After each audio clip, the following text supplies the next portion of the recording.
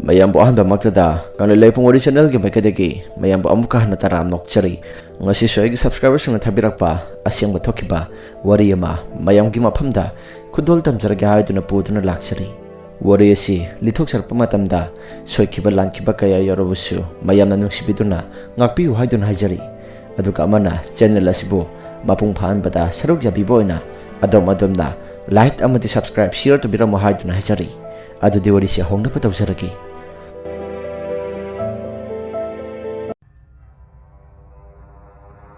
wari asi sahi kharagi mamangda asyang bamaki thokiba wari makhakni wari asi aina tamjaba matamda mayamna thajabikadra thajabiroidra hebadudi mayamgi wakhalonda lejari adabu thokriba thokdopum namuksing asidi asyangba ngakto oibenina channel asigi maikaida hapcharakpani matamado aisu guhati de thabak tawna ren hawk samada lejarami masigi maragasida asamis imanaba ama aina leiriba maphamdada mahaksu ren ama lauraka mahaksu thabak tawke haiduna thabak thirami matawsum tawdana aikhoigasu pulap leiminare aikuna leiriba ren asi nupa masa ngakta leibani ren hawk asisu aduki matik yamna sawi pareng nupa masa ngakta leinai matawsum tawdana aikhusu campus manung atuda pulap leiminarabanina aikhusu wari watai haibadi marup mapang ama oina awanungai ki wari watai kaya masu sanarami imana badasu ren hawk asida leiraga mahaksu thabak ama thina thaba ama tawjakre aikhusu hanadi mafam asida leirakpasi kaya thudokna karisu thudokna tawba thingnati adabu imana bana leiriba rum masidi matam pumada mamang thaktage hongna thongasi lonselaka adamak thamba rum amani imana basina hek lakpa numitagi horaga numit manga nimuk leiraba matungda aikhuda wari khara karigumba romasigi maramda wari khara saba horakhi adabu khwaitagi ngakleba amana asamis imana basina lakpa numitagi horaga thonga sang dokiba numit adumaktudagi horaga isi ahingda toina manglakna ba yamna kana tawba horakhi asamis imana bana leiriba romasida kana gumba phimu sibi nupi amagum romasigi manung asida sangni haiduna aigi mangda yamna toina uba horakhi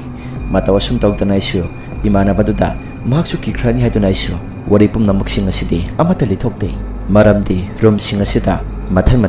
leinaba maramna aisu wari pum namuksing asi imana baduda karimta haidok taba makhai aisu tumina leikhi nongmadi aikhoiga thangnana leiminariba imana ba sing aduka singju sasi haiduna aikhoisu singju sanaba semba saba tongnarami aikhoigi ren hawk asida leiminariba si maitei masasu mari manga yauribani aikhoina singju sabagi semba saba tawringai matam maduda asamis imana butusu sanglakhi aduga karisa ka toripano haidun hanglakhi matam maduda aina bhai singju ne mase aikhoi maitai gidi yam pamna sanaba sinjak makhalamani nangsu test thokho imana butusu hoi haiduna nokpe tawrakhi matam maduda aikhoisu semba saba pum namak loiraba matungda singju adusu sure aduga sanaba tongnarakle asumna singju adusu sana wari nungai ba kaya maromsu saba hongnarakhi marak asida asamis imana baduna wafam khara hotolakhi bhai aikhoigi masigi campus ase karino bithok tawbra asamis imana badugi wafam adu dai khoisu ingangna kadabu yaurki haidun hangi matamada asamis imana baduna hairapa wahai singadati ngakpagi masakni bhai khangte ain ahing tumba matamda aikhoigi campus manung asida karigumba posak amana satuna sanabagi mawng singasi aina lakpa numitudagi horaga namit nini humni subaw numitagi makol singasi ngasi phawada leptana taba horaklibani aduga amana aina leiriba room masi mayam ga yengnabada iman manadi mayamna leinariba room masi ga yengnarubada aina leiriba room masi isuk padumna tawi sangba matamdasu isada hainadabadi adama phawribani ategi room ta laiki hairabasu room singasidi mi loina leina khiba maramna rom singasidi ahangba mata yawbana tedo imanaba asamis masaduki wafam aduda aikhoina amu hangi bhai nangna leiriba rom adugi manung aduda karisu thudokna di toktabra imanaba asamis masaduna rom manung asida karisu thudokna di tokde haibabu maduda campus mapanda satpa sariba mi aduna di aigi thongasi thillaga thong hangto haibagi matagum adum tawi adabu isada kaya thudokna di kibadi phawrudida maramdi kanagumba misak amana tawbo soidana oirambasu yai imana badagi wafam adudaisu ꯑꯩꯒꯤ ꯃꯪꯗ ꯎꯈ꯭ꯔꯤꯕ ꯄꯨꯝꯅꯃꯛꯁꯤꯡ ꯑꯗꯨ ꯇꯝꯁꯤꯔꯥ ꯍꯥꯏꯗꯨꯅ ꯈꯜꯂꯤ ꯑꯗꯨꯕꯨ ꯃꯍꯥꯛꯅ ꯍꯦꯟꯅ ꯀꯤꯈ꯭ꯔꯅꯤ ꯈꯟꯗꯨꯅ ꯑꯩꯁꯨ ꯄꯥꯎ ꯄꯨꯝꯅꯃꯛꯁꯤꯡ ꯑꯗꯨꯗꯤ ꯑꯃꯠꯇ ꯇꯝꯂꯝꯗꯦ ꯑꯁꯤ ꯍꯥꯏꯅꯔꯒ ꯑꯩꯈꯣꯏꯁꯨ ꯑꯇꯩ ꯋꯥꯔꯤꯁꯨ ꯅꯨꯡꯉꯥꯏꯕ ꯁꯥꯔꯁꯤ ꯍꯥꯏꯗꯨꯅ ꯅꯨꯡꯉꯥꯏꯕ ꯋꯥꯔꯤ ꯁꯥꯅꯔꯒ ꯁꯤꯡꯖꯨ ꯑꯗꯨꯁꯨ ꯆꯥꯕ ꯂꯣꯏꯁꯤꯟꯈ꯭ꯔꯦ ꯑꯁꯨꯝꯅ ꯅꯣꯡꯃ ꯅꯨꯃꯤꯠ ꯑꯃꯅꯤ ꯑꯁꯥꯃꯤꯁ ꯏꯃꯥꯟꯅꯕ ꯑꯗꯨꯒ ꯃꯍꯥꯛꯀ ꯃꯃꯥꯟꯅꯕ ꯀꯥ ꯊꯪꯅꯅ ꯂꯩꯃꯤꯟꯅꯕ ꯃꯃꯥꯟꯅꯕ ꯑꯃꯒ ꯋꯥꯔꯤ ꯋꯥꯇꯥꯏ ꯇꯨꯝꯂꯝꯗꯥꯏ ꯃꯇꯝꯗ ꯁꯥꯅꯔꯝꯃꯤ ꯃꯇꯝ ꯑꯗꯨꯗ ꯑꯁꯥꯃꯤꯁ ꯏꯃꯥꯟꯅꯕꯗꯨꯅ ꯃꯇꯝ ꯑꯁꯤ ꯊꯦꯡꯂꯦ ꯍꯌꯦꯡꯗꯤ ꯗ꯭ꯌꯨꯇꯤ ꯂꯩꯕꯅꯤꯅ ꯉꯟꯇꯥꯅ ꯍꯧꯒꯠꯇꯕ ꯌꯥꯔꯣꯏ ꯍꯥꯏꯗꯨꯅ ꯃꯃꯥꯟꯅꯕꯗꯨꯁꯨ ꯇꯨꯝꯅꯔꯁꯤ ꯍꯥꯏꯔꯒ ꯃꯍꯥꯛꯁꯨ ꯃꯃꯥꯟꯅꯕꯗꯨꯁꯨ ꯆꯠꯈ꯭ꯔꯦ ꯑꯁꯥꯃꯤꯁ ꯏꯃꯥꯟꯅꯕꯗꯨꯁꯨ ꯃꯍꯥꯛꯁꯨ ꯇꯨꯝꯂꯝꯗꯥꯏꯒꯤ ꯃꯇꯝꯅꯤꯅ ꯃꯁꯥꯗꯨꯁꯨ ꯈꯔ ꯌꯥꯡꯊꯣꯛꯅꯕꯅꯤ ꯍꯥꯏꯗꯨꯅ ꯃꯄꯥꯟꯗ ꯊꯣꯛꯂꯛꯈꯤ ꯑꯁꯥꯃꯤꯁ ꯏꯃꯥꯟꯅꯕꯗꯨꯅ ꯑꯗꯨꯝꯅ ꯃꯄꯥꯟꯗ ꯊꯣꯛꯂꯤꯉꯩ ꯃꯇꯝ ꯑꯗꯨꯗ ꯃꯍꯥꯛꯀꯤ ꯔꯨꯝ ꯑꯗꯨ ꯊꯣꯡ ꯍꯥꯡꯗꯣꯛꯂꯒ ꯊꯅꯝꯕꯅꯤ ꯃꯇꯝ ꯑꯗꯨꯗ ꯅꯨꯄꯥ ꯑꯃꯒꯤ ꯁꯕꯥꯟ ꯑꯣꯏꯅ ꯇꯧꯕ ꯑꯃ ꯃꯍꯥꯛꯀꯤ ꯔꯨꯝ ꯃꯅꯨꯡ ꯑꯗꯨꯗ ꯆꯪꯁꯤꯟꯕ ꯊꯦꯡꯅꯈꯤ ꯃꯇꯝ ꯑꯗꯨꯗ ꯏꯃꯥꯟꯅꯕ ꯑꯁꯥꯃꯤꯁ ꯃꯆꯥꯗꯨꯅ ꯃꯍꯥꯛꯀꯤ ꯋꯥꯈꯜꯗ ꯑꯁꯨꯝꯅ ꯈꯟꯈꯤ ꯀꯔꯤꯅꯣ ꯃꯥꯅ ꯇꯧꯔꯤꯕꯁꯤ ꯍꯌꯦꯡꯗꯤ ꯑꯉꯟꯕꯗ ꯗ꯭ꯌꯨꯇꯤ ꯂꯩ ꯍꯥꯏꯈ꯭ꯔꯒ ꯑꯃꯨꯛ ꯂꯥꯛꯏꯕꯁꯤꯅ ꯀꯔꯤ ꯋꯥꯔꯤ ꯁꯥꯟꯅꯒꯗꯕ ꯂꯩꯔꯤꯕꯖꯥꯠꯅꯣ ꯑꯁꯤ ꯈꯟꯗꯨꯅ ꯑꯁꯥꯃꯤꯁ ꯏꯃꯥꯟꯅꯕꯗꯨꯅ ꯃꯍꯥꯛꯀꯤ ꯔꯨꯝ ꯃꯅꯨꯡ ꯑꯗꯨꯗ ꯆꯪꯁꯤꯜꯂꯛꯄ ꯃꯇꯝꯗꯗꯤ ꯉꯁꯥꯏ ꯃꯍꯥꯛꯅ ꯎꯈ꯭ꯔꯤꯕ ꯃꯤꯁꯛ ꯑꯗꯨꯗꯤ ꯔꯨꯝ ꯃꯅꯨꯡ ꯑꯗꯨꯗ ꯑꯃꯠꯇ ꯂꯩꯕ ꯊꯦꯡꯅꯔꯝꯗꯦ ꯃꯇꯧꯁꯤꯡ ꯑꯗꯨꯗ ꯏꯃꯥꯟꯅꯕ ꯑꯁꯥꯃꯤꯁ ꯃꯆꯥꯗꯨꯅ ꯋꯥꯈꯜꯗ ꯑꯁꯨꯝꯅ ꯈꯜꯂꯤ ꯀꯔꯤꯅꯣꯅꯦ ꯍꯧꯖꯤꯛ ꯋꯥꯇꯤ ꯆꯪꯈ꯭ꯔꯤꯕꯗꯨꯕꯨ ꯀꯗꯥꯏꯗ ꯑꯃꯨꯛ ꯆꯠꯈ꯭ꯔꯕꯖꯥꯠꯅꯣ ꯑꯁꯤ ꯈꯜꯂꯒ ꯑꯁꯥꯃꯤꯁ ꯏꯃꯥꯟꯅꯕꯗꯨꯅ ꯃꯍꯥꯛꯀꯤ ꯂꯩꯔꯤꯕ ꯋꯥꯁꯔꯨꯝ ꯑꯗꯨꯗ ꯆꯪꯁꯤꯜꯂꯒ ꯂꯣꯏꯅ ꯌꯦꯡꯉꯤ ꯑꯗꯨꯕꯨ ꯃꯍꯥꯛꯅ ꯌꯦꯡꯉꯤ ꯍꯥꯏꯕꯒꯤ ꯋꯥꯅꯤ ꯃꯍꯥꯛꯅ ꯎꯈ꯭ꯔꯤꯕ ꯃꯤꯁꯛ ꯑꯗꯨꯗꯤ ꯃꯍꯥꯛꯀꯤ ꯀꯥ ꯃꯅꯨꯡ ꯑꯗꯨꯗ ꯂꯩꯕ ꯑꯃꯠꯇ ꯊꯦꯡꯅꯈꯤꯗ꯭ꯔꯦ ꯏꯃꯥꯟꯅꯕ ꯑꯁꯥꯃꯤꯁ ꯃꯆꯥꯗꯨꯁꯨ ꯃꯍꯥꯛꯀꯤ ꯋꯥꯈꯜꯅꯔꯥ ꯍꯥꯏꯗꯨꯅ ꯏꯃꯥꯟꯅꯕꯗꯨꯁꯨ ꯃꯀꯣꯛ ꯈꯣꯠꯇꯨꯅ ꯈꯪꯂꯝꯃꯤ ꯑꯁꯨꯝꯅ ꯅꯨꯃꯤꯠꯁꯤꯃꯗꯤ ꯍꯧꯈ꯭ꯔꯦ ꯅꯣꯡꯉꯥꯜꯂꯛꯄ ꯃꯇꯝꯗ ꯑꯁꯥꯃꯤꯁ ꯏꯃꯥꯟꯅꯕꯗꯨꯅ ꯉꯔꯥꯡ ꯊꯣꯛꯈ꯭ꯔꯤꯕ ꯄꯨꯝꯅꯃꯛꯁꯤꯡ ꯑꯗꯨꯗꯤ ꯑꯩꯈꯣꯏꯗ ꯑꯃꯠꯇ ꯇꯝꯂꯛꯇꯦ ꯑꯁꯨꯝ ꯇꯧꯗꯅ ꯏꯃꯥꯟꯅꯕꯗꯨꯗꯤ ꯑꯩꯈꯣꯏꯗ ꯄꯥꯎ ꯄꯨꯝꯅꯃꯛꯁꯤꯡ ꯑꯁꯤ ꯑꯃꯠꯇ ꯇꯝꯗꯕ ꯃꯈꯩ ꯃꯍꯥꯛꯇꯤ ꯑꯋꯥꯕ ꯄꯨꯝꯅꯃꯛꯁꯤꯡ ꯑꯁꯤ ꯂꯣꯏꯅ ꯊꯦꯡꯅꯔꯕꯖꯥꯠꯅꯤ ꯅꯣꯡꯃꯗꯤ ꯏꯃꯥꯟꯅꯕꯅ ꯃꯍꯥꯛꯀꯤ ꯀꯥꯗꯨꯗ ꯆꯥꯛ ꯆꯥꯕ ꯂꯣꯏꯔꯕ ꯃꯇꯨꯡꯗ ꯃꯍꯥꯛꯁꯨ ꯇꯨꯝꯅꯕꯅꯤ ꯍꯥꯏꯗꯨꯅ ꯁꯦꯝ ꯁꯥꯈ꯭ꯔꯦ ꯑꯗꯨꯒ ꯃꯍꯥꯛꯇꯤ ꯃꯩ ꯃꯨꯊꯠꯂꯒ ꯍꯦꯛ ꯇꯨꯝꯕꯅꯤꯅ ꯑꯍꯤꯡꯒꯤ ꯃꯇꯝ ꯑꯗꯨꯗ ꯀꯅꯥꯒꯨꯝꯕ ꯅꯨꯄꯥ ꯑꯃ ꯃꯍꯥꯛꯀꯤ ꯐꯃꯥꯡ ꯃꯃꯥꯡ ꯑꯗꯨꯗ ꯅꯨꯄꯥ ꯑꯃꯒꯤ ꯁꯕꯥꯟ ꯃꯥꯟꯕ ꯑꯃ ꯂꯦꯞꯄꯒ ꯂꯩꯔꯤꯕꯗꯨ ꯊꯦꯡꯅꯈꯤ ꯃꯇꯧ ꯑꯗꯨꯗ ꯏꯃꯥꯟꯅꯕꯗꯨꯗꯤ ꯈꯪꯂꯥꯎ ꯂꯥꯎꯔꯒ ꯃꯍꯥꯛꯀꯤ ꯅꯥꯀꯟꯗ ꯂꯩꯔꯤꯕ ꯁ꯭ꯋꯤꯆ ꯑꯗꯨ ꯃꯩ ꯊꯥꯟꯒꯦ ꯍꯥꯏꯗꯨꯅ ꯃꯍꯥꯛꯁꯨ ꯂꯥꯝꯂꯤꯉꯩ ꯃꯇꯝ ꯑꯗꯨꯗ ꯅꯨꯄꯥ ꯑꯗꯨꯗꯤ ꯀꯥ ꯃꯅꯨꯡ ꯑꯗꯨꯗꯒꯤ ꯈꯪꯆꯦꯟ ꯆꯦꯟꯊꯣꯛꯈꯤ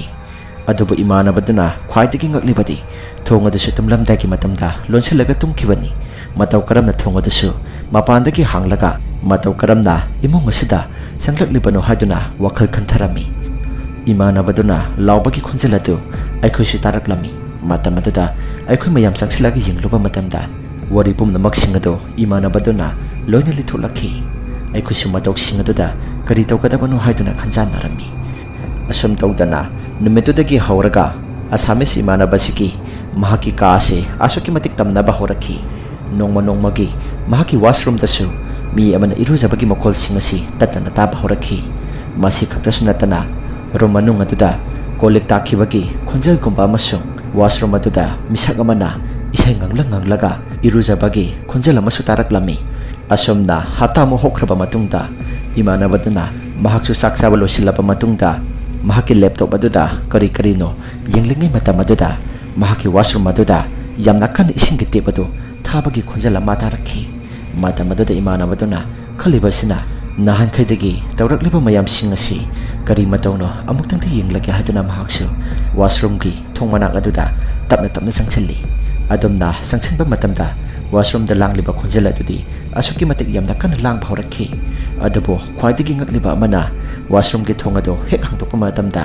ꯇꯣꯇꯤꯒꯤ ꯈꯣꯟꯖꯦꯜ ꯑꯗꯨꯗ ꯏꯁꯤꯡ ꯃꯔꯤꯛ ꯑꯃꯐꯥꯎ ꯇꯥꯔꯝꯗꯦ ꯋꯥꯁꯔꯨꯝꯒꯤ ꯃꯅꯨꯡ ꯑꯁꯤ ꯏꯁꯤꯡ ꯆꯣꯠꯄꯒꯤ ꯃꯃꯤꯁꯨ ꯑꯃꯠꯇ ꯇꯥꯕ ꯊꯦꯡꯅꯗꯕꯗꯨꯗ ꯏꯃꯥꯟꯅꯕꯁꯨ ꯋꯥꯈꯜꯗ ꯀꯔꯤꯅꯣ ꯍꯥꯟꯅ ꯀꯤꯔꯝꯗꯕꯁꯤꯡ ꯑꯗꯨꯁꯨ ꯇꯞꯅ ꯀꯤꯕ ꯍꯧꯔꯛꯈꯤ ꯍꯟꯗꯛ ꯃꯔꯛ ꯃꯍꯥꯛꯀꯤ ꯔꯨꯝ ꯃꯅꯨꯡ ꯑꯁꯤꯗ ꯑꯁꯨꯛꯀꯤ ꯃꯇꯤꯛ ꯇꯝꯅꯔꯤꯕꯁꯤ ꯀꯔꯤ ꯃꯔꯝ ꯂꯩꯕꯒꯤꯅꯣ ꯍꯥꯏꯗꯨꯅ ꯋꯥꯈꯜꯗ ꯈꯟꯖꯥꯟꯅꯈꯤ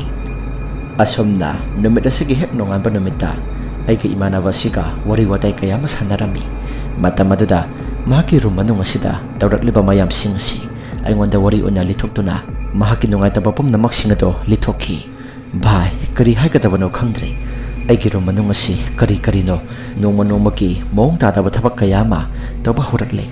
ꯃꯁꯤ ꯃꯇꯧ ꯀꯔꯝꯅ ꯊꯣꯛꯂꯤꯕꯅꯣ ꯍꯥꯏꯕꯁꯤ ꯑꯩꯒꯤ ꯋꯥꯈꯜꯗ ꯈꯟꯕꯗ ꯑꯩꯁꯤ ꯗꯤꯄ꯭ꯔꯦꯁꯟ ꯅꯥꯔꯛꯀꯗꯧꯔꯤꯕ꯭ꯔꯥ ꯀꯔꯤꯅꯣꯃ ꯇꯧꯔꯦꯗ ꯑꯩ Imanabadagi wafam aduda aina amuk asumna haiki.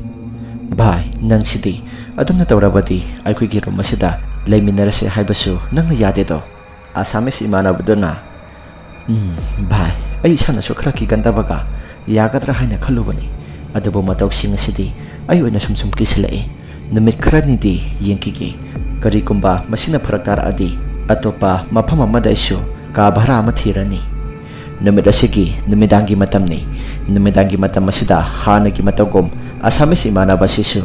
mahaksu tumnabani haiduna sem sakhi matam adu maktada mahaksu khara khara utherakpa atugi matam aduda mahaki thong asi tapna tapna hangdoklaklaka kanagumba misak khangdaba nupa ama sangsilaklaba matungda mahaki makhori ado sangsilaka misilakhi matam aduda imanabadi yamna kana laukhi adabu mahakna mikap tholakpa matamdadi kanamta leiba thingnakhidi masadasu humang anapi kaba makai sor thabe thabe holaga mikap tholakhi aduga thonglamda mamaido phatlaiduna yengba matamda thong adasu hanglamdre mai adasu thangalaba matungda ka manung akoibaduda leileiduna yengba matamda thongnau mapaduda misak khangdaba nupa amagi sabanda lepaka leiribado marks uraklami matawaduda imanabadasu masada haifam khangdana yamna kiba ama phaurakhi mapanda thoke khalabasu mami taribaduna kiba hemankhibana mahaksu mapanda thokpa ngamlamde asumna imanabadasu aikhoida phone ado tawrakpa yabani masado thukakiba hemankhibana mahaki wakhaladasu aikhoida phone ado tawrakki haibaki wakhalado amata khankidre adamna leiringi matamadada mahaki phamung makhaduda kanagumba misak amana khujinna kuro launa khotpagi makholama taba horakhi imanabadasu kari tawgadabano haibado khanglamdi adamna tawringi matamadada mahakna thongnawdi yengthokluba matamda ngasai mahakna ukriba nupa amagi mitamadudi leiba thingnakhidi adamna leiba thingnatabadada mahaksu tanjare khalaktuna phamungdagi phansong tharaba matungda sandal ka uptaba makai mapanda tholakhi thongoda hangdoklaga aduga aikhoigi room tamna selaklaba matungda aikhoigi room ki thong asi yamna kan thilakhi thong hango haiduna aikhoisu nungaina tumthana khiba matam oibanina imanabadana kauraklibasi kari maram kino haiduna aikhoisu mit ase phakli tawraga thong ado hangdokhi adamna hangdokluba matamda ngasa imanabada thokriba wari pumnamak singado imanabadana loini litholakhi aikhoisu numitamadi imanabadabu aikhoigi room da sangsilaga tumlase haiduna aikhoigi room da pulap tuminare ahingsimadi imanabana leiba room manung adada kari no makhol ta haidaba yamna takhi mi kapalaubagi khonjalsu yamna takhi asumna wana aikhoisu makhol singado tarakpana nongalabani na aikhoisu ngarang thokriba pumnamak singado campus manung adada leiminariba imanaba singadusu loina tanarami makhuisu campus manung adada leiribanina campus manung asida thodok phataba haibadi misi mina gumba thokiba leibra hadun hangki matam adada mamang thaktagi leiraklaba aikhogi hostel asida leiminaba imanaba amana asumna hairakhi bhai aikhogi mathakta leiramba senior singduna hairambada masigi rom manung asi kanagumba misak amana thori yalaga sikhi haiduna haikibani madugi matam adada bharagi mapu asina matam pumbada thong asilon silaga adumak thambani aduboy khuna leirakpa matamdadi kaya kana thuduna tawdabani Assamese imanabasi heklakpa matamdagi hauna masigi room asi thong hangtokpa numitudagi hauna aikhoisu isasi mapan thokpada kari no aki khangyamna thingnai asi hairaklaba matungda aikhoisu wari pumbasi taraba matungda aikhoisu bhara mapudugi yumda sangsilaga bhara mapududa aikhoi mayam changlaga thina ngangki mina leibada kiraba room manung asida mi thamhalaga aki khangna ngale haduna bhara mapududa yamna thina ngangki paisa kharagi damakta miki mathawai manglabadi madugi daita pumnamak singado nang puba ngamgadra haiduna bhara mapududa aikhoina yamna thina saikhi numit asidagi hauraga imanabadasu bhara mapudubu yamna thina nganglamlaba matungda mahaki tariba paisa singadusu pithuklamlaba matungda mahaki pochai singadu yomsilaga atopa bhara amata thikre aikhoisu mafam asida matam kharadi leiramlaba matungda aikhoisu atopa mafam amada bhara thiraga yamna nungaina ingna chikna leikhi adubu hojikti madugi bharado mi ataisu pakna lenyadre wari pumnamakse aikhoi isamakta hakthingna thingnadragasu aikhoi isada kari no mapan ipan thokpa matamda sahum kharadi thingnaribani adubu khwaidagi mapung oina ka manung aduda lekhiba Assamese imanabadudi ꯃꯍꯥꯛꯅꯤ ꯈ꯭ꯋꯥꯏꯗꯒꯤ ꯅꯥꯇꯩ ꯆꯥꯈꯤꯗ꯭ꯔꯤꯕ ꯑꯁꯤ ꯃꯇꯝ ꯑꯗꯨꯗ ꯃꯍꯥꯛꯅ ꯊꯦꯡꯅꯈ꯭ꯔꯤꯕ ꯃꯌꯥꯝ ꯄꯨꯝꯅꯃꯛꯁꯤꯡ ꯑꯗꯨꯅ depression ꯅꯥꯗꯧꯒꯤ ꯇꯧꯔꯛꯂꯕꯅꯤ꯫ ꯋꯥꯔꯤ ꯑꯁꯤ ꯃꯇꯥꯡ ꯑꯁꯤꯗ ꯂꯣꯏꯁꯤꯟꯖꯔꯒꯦ꯫ ꯀꯔꯤꯒꯨꯝꯕ ꯋꯥꯔꯤ ꯑꯁꯤ ꯅꯨꯡꯉꯥꯏꯕꯤꯕ ꯇꯥꯔꯒꯗꯤ ꯂꯥꯏꯛ ꯑꯃꯗꯤ ꯁꯕꯁꯀ꯭ꯔꯥꯏꯕ ꯁꯤꯌꯔ ꯇꯧꯕꯤꯔꯝꯃꯨ ꯍꯥꯏꯗꯨꯅ ꯍꯥꯏꯖꯔꯤ꯫ ꯑꯗꯨꯒ ꯑꯃꯅ ꯑꯗꯣꯝꯒꯤ ꯏꯁꯥꯗ ꯑꯁꯦꯡꯕ ꯊꯣꯛꯄ ꯋꯥꯔꯤꯁꯤꯡ ꯂꯩꯕꯤꯔꯒꯗꯤ ꯑꯩꯈꯣꯏꯅ ꯄꯤꯊꯣꯛꯆꯔꯤꯕ WhatsApp ꯅꯝꯕꯔ ꯑꯁꯤꯗ ꯊꯥꯕꯤꯔꯛꯅꯕ ꯅꯤꯡꯁꯤꯡꯖꯔꯤ꯫ ꯉꯁꯤꯒꯤꯗꯤ ꯀꯥꯏꯅꯅꯕ ꯌꯥꯊꯪ ꯅꯤꯖꯔꯤ꯫ ꯃꯊꯪꯒꯤ ꯋꯥꯔꯤꯗ ꯑꯃꯨꯛ ꯊꯦꯡꯅꯔꯁꯤ꯫